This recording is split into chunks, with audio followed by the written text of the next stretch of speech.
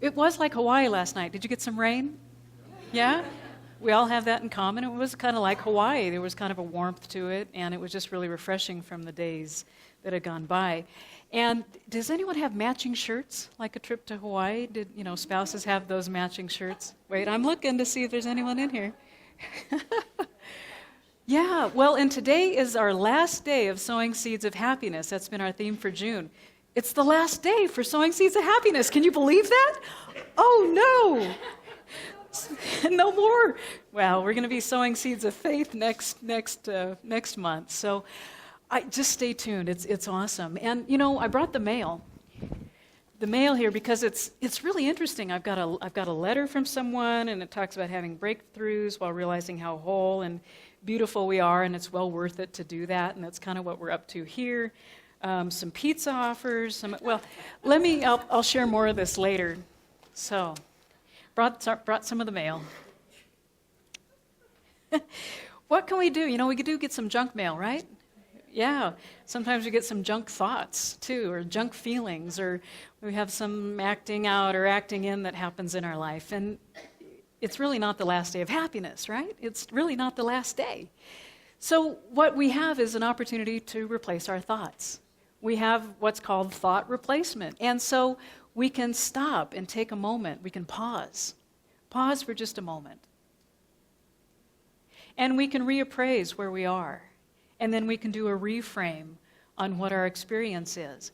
So I know that as Independence Day comes up later on this week, it's a day for peace. It's a day for freedom in our own hearts and where we can really take care of our own hearts. So we can stop and slow down a little bit, and we can catch whatever negativity might be going on in our experience, whether that's an inner experience, whether that's something that's happening around us, through us, as us, or sometimes it feels like things are happening to us. And so we can keep a journal, we can keep notes on what transpires. I've got some spiral notebooks that are really good. I kind of carry, you should see me schlep some stuff in the morning. I've got like all these different types of spiral notebooks.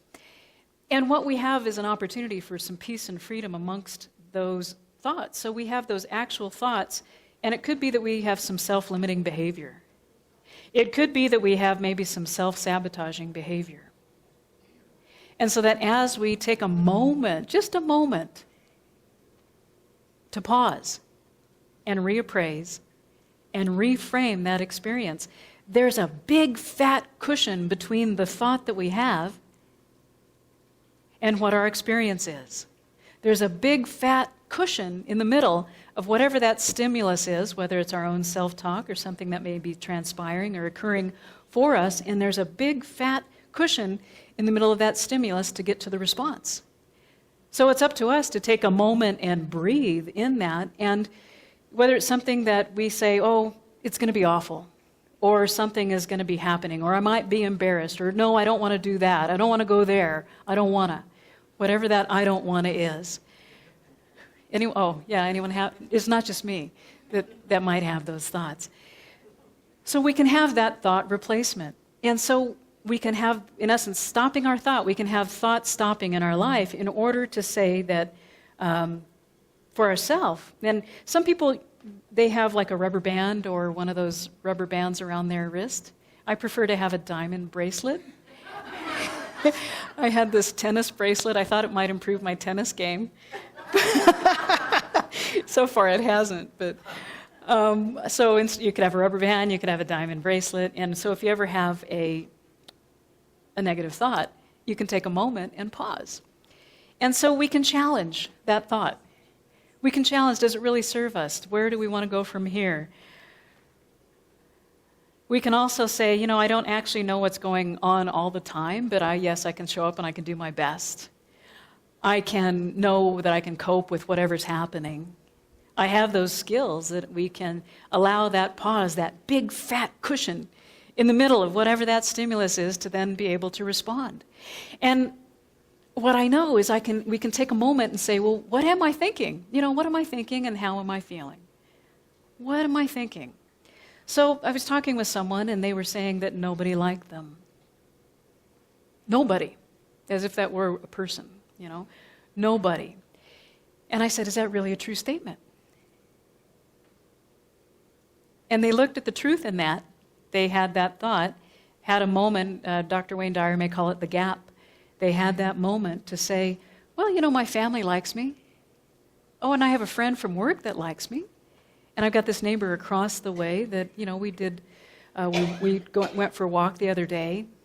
And so it really wasn't that everybody didn't like this person. And that they began to say, well, I can accept that it's really not everybody or nobody, all those bodies, but it's really me who can take care of my own heart. And that I can realize that I like myself. I love myself, especially in that gap. I can hang out and pause and reappraise and reframe. We see this in television. We see this in movies, how actors reinvent themselves. Instead of being typecast into a certain role, they can reinvent themselves. Anyone ever reinvented themselves? Yeah, went down a new road. Yeah, sometimes I take a new road home. Instead of saying, oh, I'm typecast, we know we can uproot whatever that undesirable place is. So in that big fat cushion, we can pause and replace that undesirable with that which is the knowingness of our divine nature.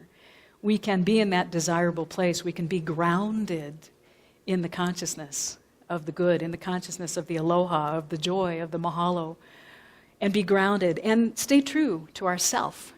Stay true to our highest self. Stay true to our highest and best. It could be that gap is as though we stood on air in that moment. Ever feel like you've just stood on air and been well supported by the universe? And that you're able to bubble up from whatever's going on? We can also have a bigger idea than we've had before. Just think about that. As we leave today, we could have a bigger idea than we've ever had before, and then see how that shows up in our lives.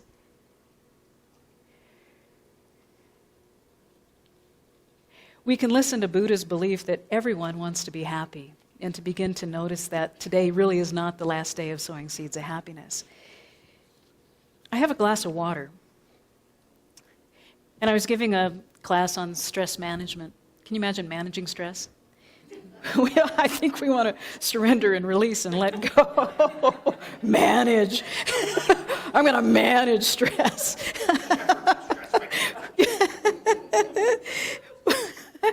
So I brought a glass of water, and you'd think I was going to talk about that half full, half empty, right? And that it's really always full because it has air in addition to the water. You've heard that one too. Yep. So how much water do you think is in this?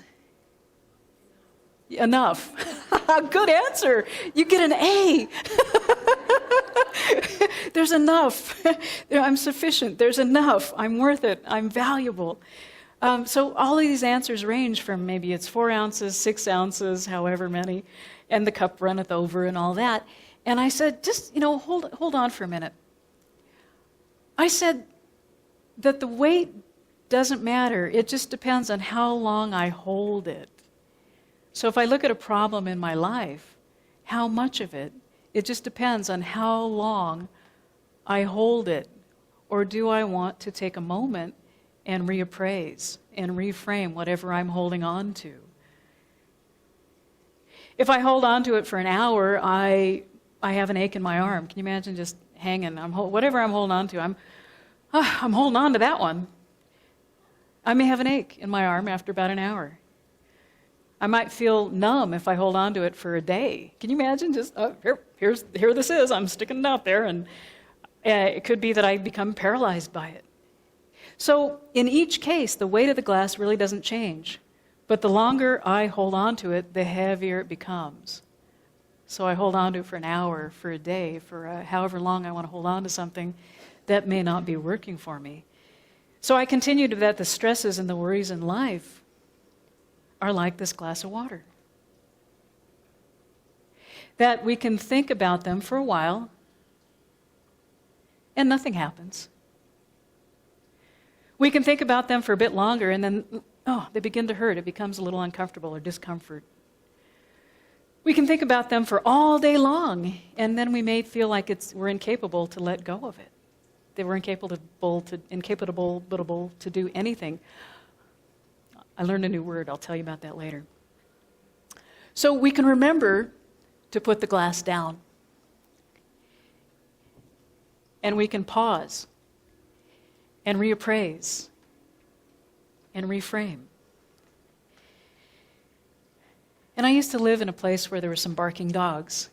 And metaphorically, and also, my neighbors did have some barking dogs. And I thought, it's midnight.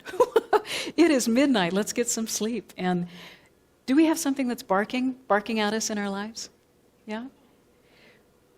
I had neighbors with barking dogs this one time, and I simply needed to stop and walk across to their house. And I said, well, what is mine to do? And so there may be situations in our life that we can say, what is mine to do?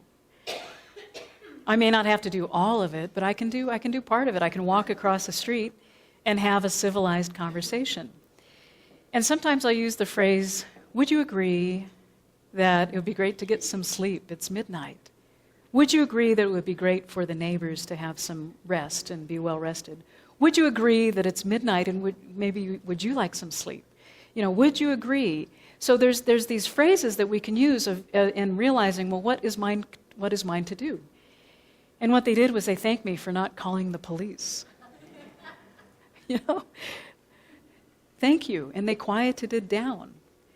So when a dog barks, it has that stimulus. And it has that response to bark. It's stimulated by something. So I got to be the causative agent that went over, the secret agent. It wasn't too secret. I had a flashlight. Hello. I should have brought my nightshades and my earplugs and everything else. What is mine to do? So we took away the stimulus from the dogs so they would stop barking and got in that gap of peace and freedom. And then there was that feeling of independence.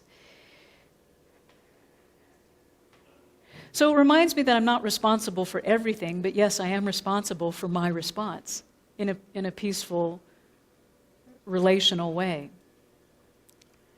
So as my clarity arises, I can just ask throughout the day, what is mine to do? How may I make a difference? And back to the mail.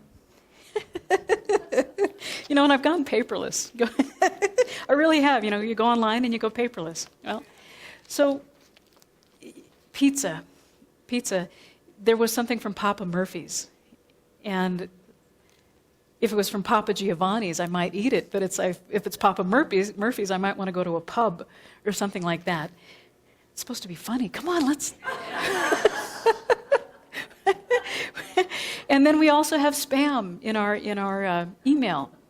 And as we're uprooting the undesirable, which is our topic for today, uprooting the undesirable. And I may miss those emails from the prince in Nigeria that's sending me email saying that he wants to be released to freedom or whatever that is. I may miss those. They're kind of interesting.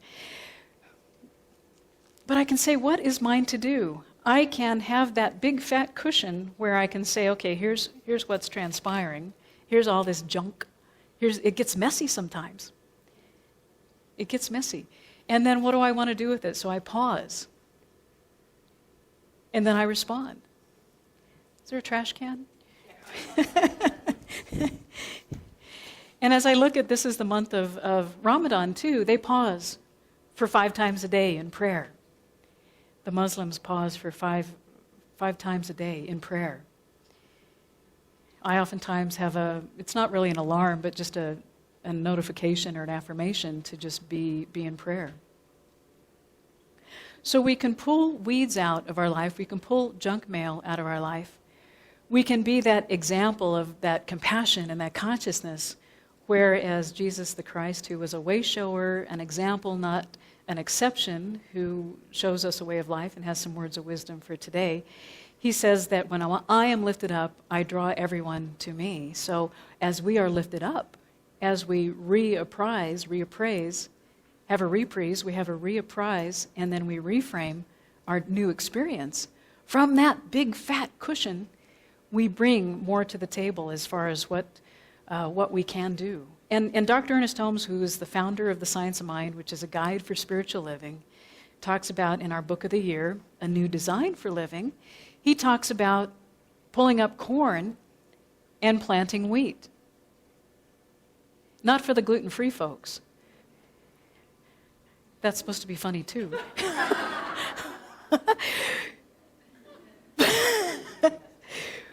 But I'm not responsible for pulling up every single thing, but what I can do is I can pull up the corn and I can plant the wheat.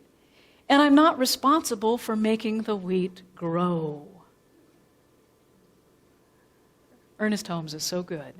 He says, I'm not responsible. There's this life force that's within it. Once I plant the wheat, it knows what to do. It has that life force, that life energy. It knows. It has that knowingness, the livingness that's within it. It has the divinity that's within it. It knows what to do. I don't need to coax it. It innately knows what to do. We can certainly encourage it. We can provide it some rich soil. We can know that we're watering it like the rains last night. I can be accountable for my contribution. That's what I can be accountable for, is planting the wheat. I can be accountable for that, but not necessarily for those results of the wheat growing. It knows what to do. There's that innate energy, that divine energy that's within. So in life, we can give our gifts without being attached to the outcome.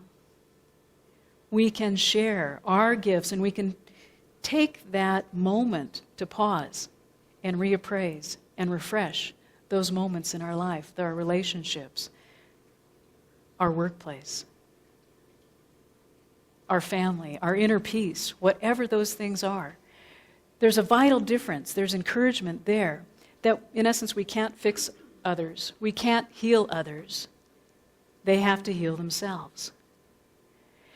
People can be educated. We can be educated. That's what we're about here. We're transforming our lives through education, through inspiration, so that we can then be engaged and involved in our life. We can respond from whatever those stimuluses are and be in that gap, that big fat cushion that's there. So we can stop our thought and we can replace it with a new thought.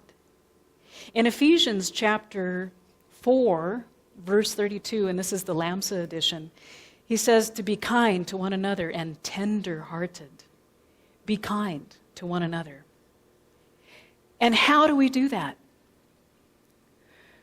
Well, we're going to have a class on untethered soul where we can be more in our spiritual practices. There's so much good things happening here. In addition to the diamond bracelet, we can see the multifaceted lens that we look through. We can know that we're already shiny and that we have clear thinking, that we are clear and bright and shiny and anew. We can weed out the mail. We can weed out the spam. We can untether our soul. We can, in essence, pause and take those moments for refreshments. We can celebrate our own Independence Day, our own sense of peace, our own sense of freedom. We can break free, and if we don't want to have matching Hawaiian shirts, we can break free and have our own unique expression. Flip-flops, I remember when I was in Hawaii, I used to go in the summer growing up because my folks were teachers, and so we would go there in the summer. And there's people in this room who used to live there, too. Wow. We would usually buy 2 pairs of flip-flops, or we call them go-aheads. We would buy 2 pairs. One was for just like everyday use, going to the store and that sort of thing. And the other one was for like formal wear when you went to the luau's. You'd save them for best. And so if we take a moment on what we're saving for best and knowing our highest and best, to take that pause and to reframe and look at what we're reframing in our life this week, what we're pulling weeds from the junk mail, from the spam filters, pulling those weeds. And so we can replace our thoughts in that big fat cushion to know that we can go ahead and move forward in our life. And most of all, what we can do is take care of our heart. So there's a reframe that took place this week. And to summarize the press release from the Centers for Spiritual Living based in Golden, Colorado, it talks about affirming marriage equality. So to quote the news release that had gone out, it says the U.S. Supreme Court handed down a landmark decision when it ruled in support of same-sex marriage and affirmed marriage equality for all. This decision puts us one step closer to realizing the Centers for Spiritual Living vision of creating a world that works for all. When we are all treated as equals, we all are free.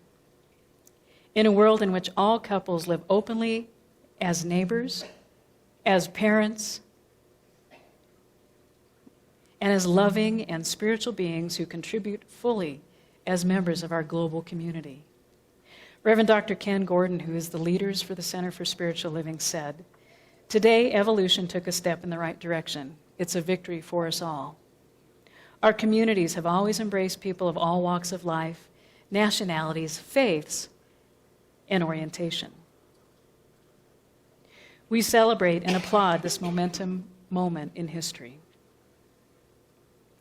And as the founder of the Science of Mind, Dr. Ernest Holmes says, "We cannot afford to hold personal animosities against the world or individual members of society have to have anything against them. Only love begets love." And I stand in that truth, and the divinity within me recognizes and blesses the divinity within you. Namaste.